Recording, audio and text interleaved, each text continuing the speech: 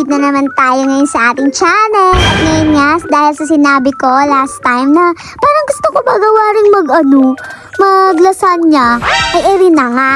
Rin na ang mga ingredients, matutuloy na talaga ang ating lasagna.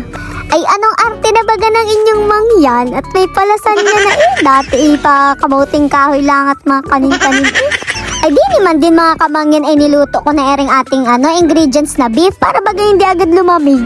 At para hindi magbuo-buo, ering nga mga ingredients, may minced garlic, meron pang isang itlog, merong mozzarella cheese, meron parmesan cheese, marinara, at ering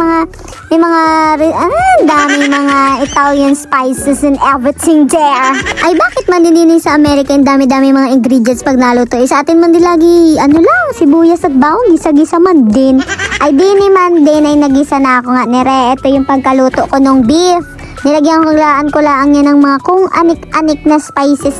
Yung baga mga spices mga kamangyan na binanggit ko kanina, ay kayo na lang bahala mag-post doon at ako'y naguguluhan man din na rin. Ay aray Ay di man din ay hinalo-halo ko na lang. Arit, nahintay ko na maluto. Hininaan ko ng apoy para man din maluto na at makapag-umpisa na. Ay di man din kinuha ko na at ako'y mag-prepare na. Nilagay ko lang ering mga sheet ng lasagna ba eri? Ay ano nga tawag din mga kamangyan? Ay basta yung nalagay sa lasagna. Ere ay salansanin ko lang din Gusto ko na magsimulat ako'y nag-crave na sobrang bango na amoy ko na siya.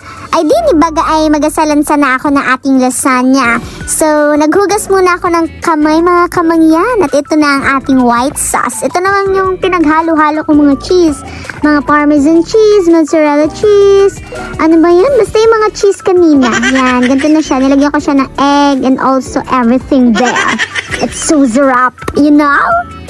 Ang arte baga namang yung ay gamitin ko man din dining pasta na ito yung pang lasagna. Titira ko lang, ay nilagay ko lang man din sa rep at sayang man din.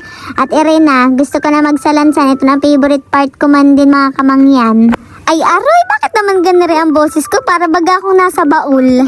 Kakauyames ay mga kamangyan, bagang pagsasalansan na rin sa lasagna ay satisfying sa akin. Ganun din ba sa inyo?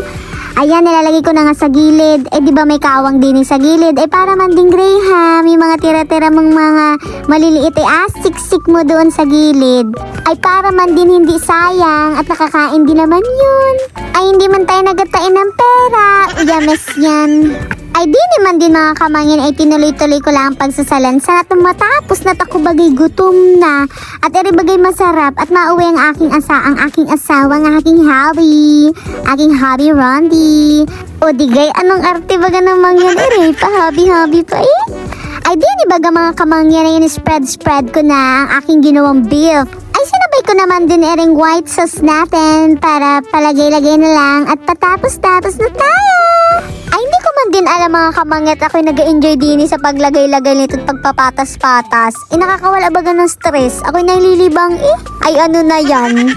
Ayan, bagay binilis-bilisan ko na lang ang time-lapse yarn. Pasensya na mga kamangyan, binilis-bilisan ko na lang din at wala kayo mainip. Ay nakakaawa naman kayo. Ay sorry na, kakauyamas yarn. Ayan, after 45 years of waiting mga kamangyan, sinalang ko na at reheat ko na ang ating oven. Ay man din at ako'y gutom na, kailangan na isa lang yan. Ay hindi ko man din napakita sa inyo kung paano ko pa dinagdagan ng sobrang maraming cheese. Aroy, apaka-arte man din, sarap bugbogin.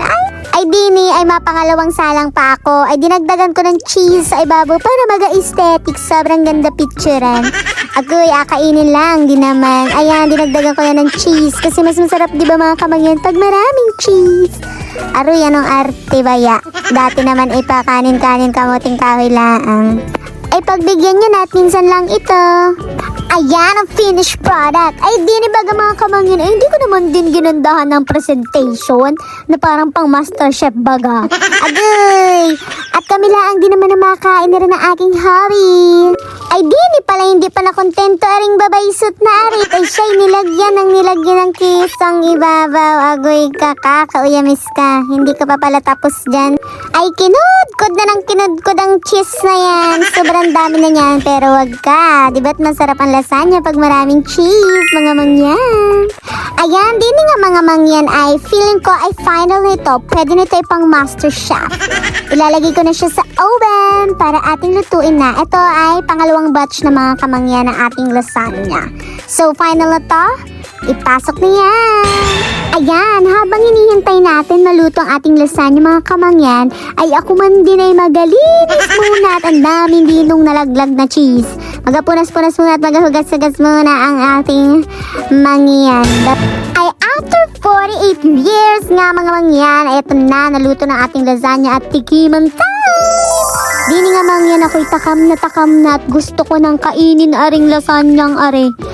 Ay, taste test muna tayo. Wala nang kaarte-arte. Basta lamo na. At ako'y nagugutom na.